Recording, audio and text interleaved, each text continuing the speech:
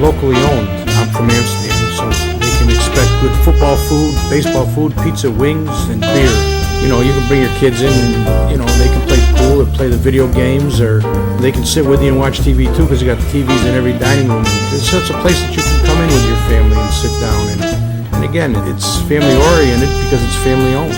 When you walk in here, it's like a TV show, Cheers. Everybody knows your name. And you can expect that from in here because everybody knows everybody else.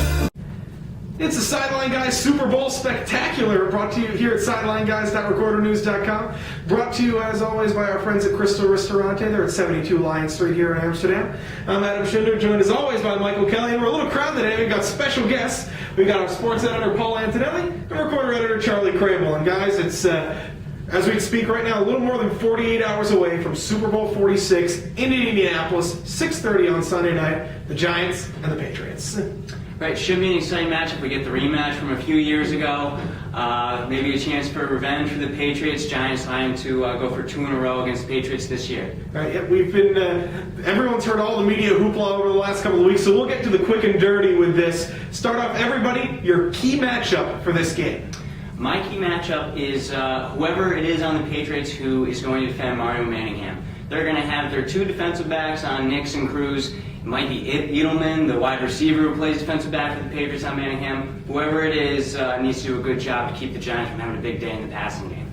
I actually see a really big matchup this week being the Patriots defensive line against that Giants running game. I know the Giants have been up and down a little bit this year in getting that running game going, but I think that's actually going to be the key to the Giants to keep that Patriots offense off the field. So the Patriots defense did a very good job last week at defending against Ray Rice, who's one of the best running backs in the league. If they could stuff the Giants runners, I think that the Patriots could find a little bit of success on the defensive side. Paul? And my view is a little different than Michael and Charlie. I believe the key is going to be the New England Patriots offensive line. The Giants have a recipe to beat the Patriots, and that is to rush Tom Brady. And if they can do that, I think they're going to be very successful. For me, the single most important matchup of this game is the Giants linebackers against Rob Gronkowski and Aaron Hernandez, the Patriots tight ends. There has basically been no defense in the NFL that's been able to stop both of these guys at the same time this season. And of course, Gronkowski's had his injury issues with the ankle this week. But the Giants' weakest spot on defense is a linebacker. And if Brady has time, he may very well pick them apart with those 2 tight ends and Wes Welker coming over the middle. Now, the other thing we want to talk about, which individual player on either team is going to be the X factor for this game? Building off yours, I'll go for just a body part of Rob Gronkowski's ankle. Without Rob Gronkowski, this Patriots offense is not, I mean, they're more like the Buffalo Bills offense, not to pick on your team. These tight ends are the key to what they do in both the passing and the running game. If they don't have both of them healthy, it's going to be a very tough game for Tom Brady going against that defensive line of the Giants that we were talking about. I actually think, and it's almost going to build up on what you're saying, the X factor.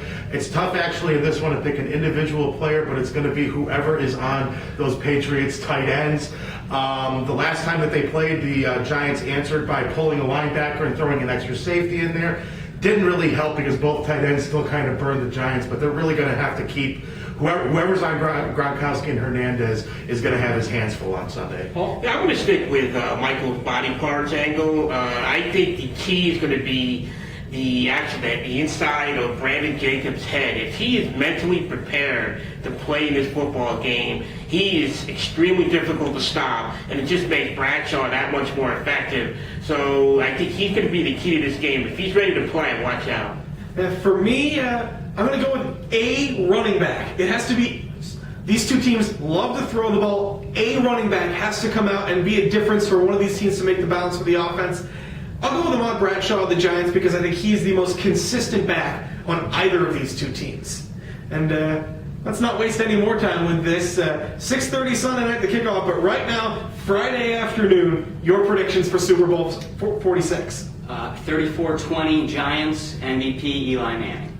I'm actually going to go with the Giants as well. It's going to be 38-24, and I'm sorry, 34-28, and my MVP is going to be Victor Cruz.